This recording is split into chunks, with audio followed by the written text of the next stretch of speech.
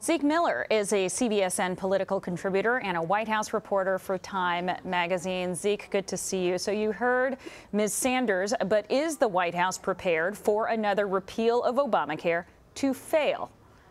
They have certainly run this playbook a few times before. As much as the White House Vice President Mike Pence saying, that the White House is all in on Graham-Cassidy, as this legislation is known, we haven't really seen the president out there. He's taken to Twitter to sort of try to pressure Republican lawmakers, but he hasn't really invested his own political capital. They're trying to leave this to Congress. They've seemed to have learned their lessons from this running itself out over the course of the last 6-8 months of the White House sort of going all in almost when it's too late and getting burned in the process. They seem content right now to let Congress, the Senate, really try to figure this thing out, and otherwise to keep their distance in case it does go down as expected, that they don't get tarnished with yet another legislative defeat. Our CBS News poll, Zeke, found that only 20% of Americans we polled support this plan. And today's hearing, you may have seen the pictures, were delayed by protests. So how much stock do Republicans put into those optics? Certainly, those are very powerful optics for opponents of this legislation and supporters of the Affordable Care Act. Something like this, we've seen several of these protests take place in Washington and state houses across the country as the issue of health care comes up, or really any hot button issue. Those do matter. And in the case here, where there, it really does come down to one or two Republican senators, those are very important messages. And particularly, as the two on the bubble senators are Lisa Murkowski from Alaska and Susan Collins from Maine, who have said they're very worried about the consequences on their state. Something like this really can have an impact. President Trump today slammed Senator McCain and went after Majority Leader Mitch McConnell. Now, obviously, we've seen this before, but how does it further hamper the GOP agenda? Certainly, it's not helping. But at the same time, from the White House perspective, it's it can't hurt either. They don't have a lot to show for really having unified Republican control of both chambers of Congress and the White House this year.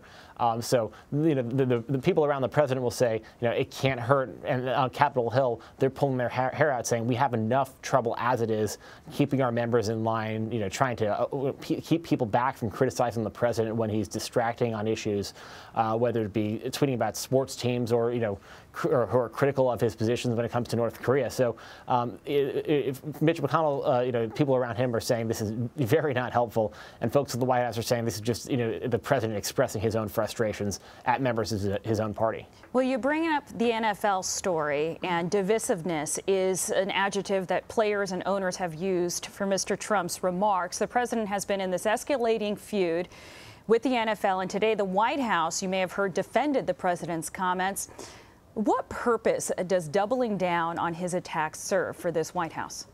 This is one of those areas where the president is guided by two main instincts. One is the desire to be the center of attention always, and we've seen that from him over the course of several decades in public life and the tabloid life, reality television, and the other to be respected. So in the case of, whether it be Steph Curry saying he didn't want to go to the White House, the president took that as a slight and punched back. He always describes himself as a counterpuncher.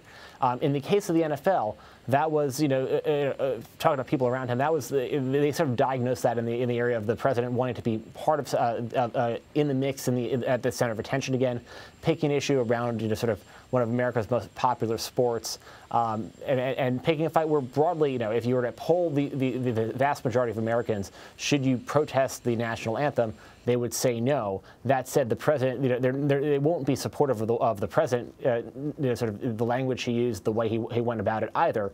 But for the president, it's an opportunity to get himself in the limelight, and also to try to sort of score maybe a few political points by exploiting the culture war a little bit.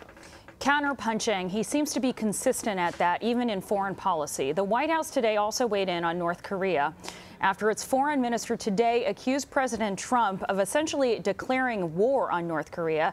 Sarah Huckabee Sanders called that absurd. Where does this go from here? It's really one of those things you never want to be in a position of having to clarify.